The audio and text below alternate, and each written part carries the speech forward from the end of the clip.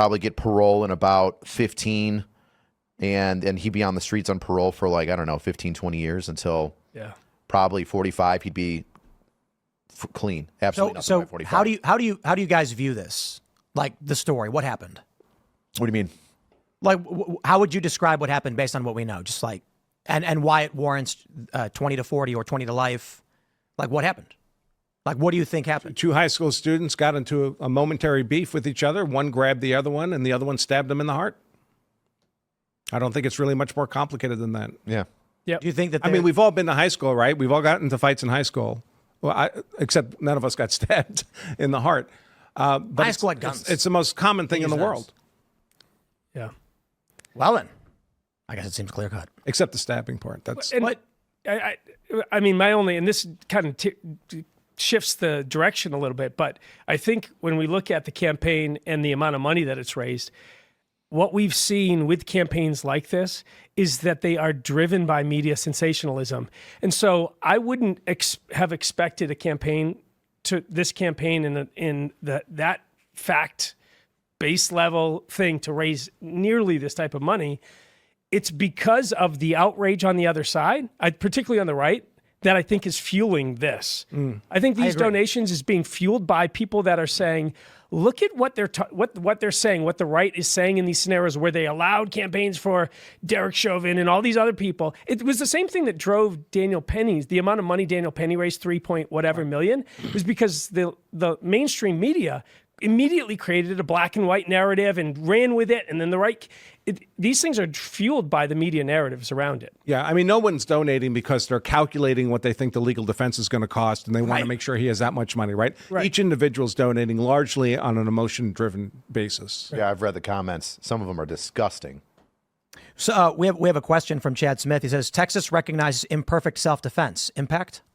Well, unfortunately for Anthony, the version of imperfect self-defense that Texas recognizes is different than the rest of the country. The rest of the country, and what imperfect self-defense does is if you're convicted of murder, it mitigates the murder down to manslaughter. So instead of looking at life, you're looking at 20, maybe you get out in 7, 8 years. You started as a 17-year-old kid, you're out in your mid-20s, you still have a life to live. Manslaughter sucks, but it's a lot better than a murder conviction. And in most states, how imperfect self-defense works is you had a genuine fear of deadly force harm from somebody and you killed them in self-defense, but your fear was objectively unreasonable. It was kind of a panic reaction, for example. That can't qualify as perfect self-defense and get you an acquittal because perfect self-defense has to be reasonable, but it can mitigate murder down to manslaughter. So let's say there's like an old white guy and he's like seriously like 75. I think we just had a case like this where an old white guy, a young black gentleman came up to his door. Right? That's what I was going to ask. Yep. He got into a car accident and he jogged up to the door to ask for help and he was injured and the old man feared this, panicked, think he was going to be robbed or whatever, and shot the guy. Yep. Through the door, wasn't it? I think it was through the door.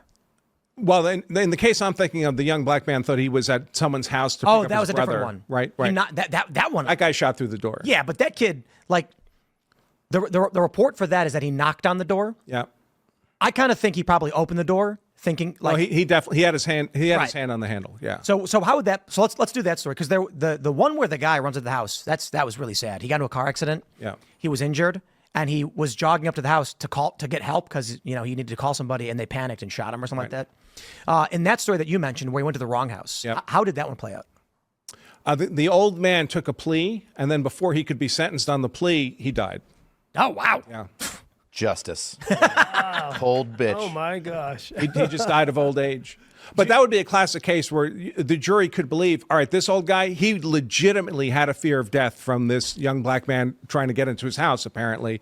But that fear was objectively unreasonable. He should not, a hypothetical reasonable and prudent person would not have had that fear. Do y'all have any fears that with the selective release of information, the right could be being misled on what happened?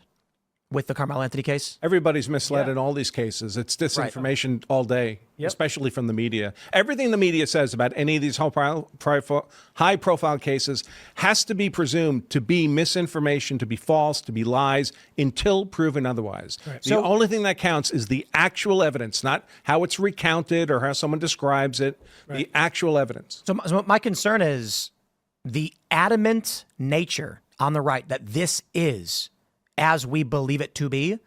My fear is you've got 33 witnesses who've not given statements or have, and we don't know what those statements are. Sure. Yep. What if 15 of those tell a completely different story and say that Karmelo tried fleeing and, Austin won, or something like that? I really doubt that's the case, considering the two witnesses that are presented in this.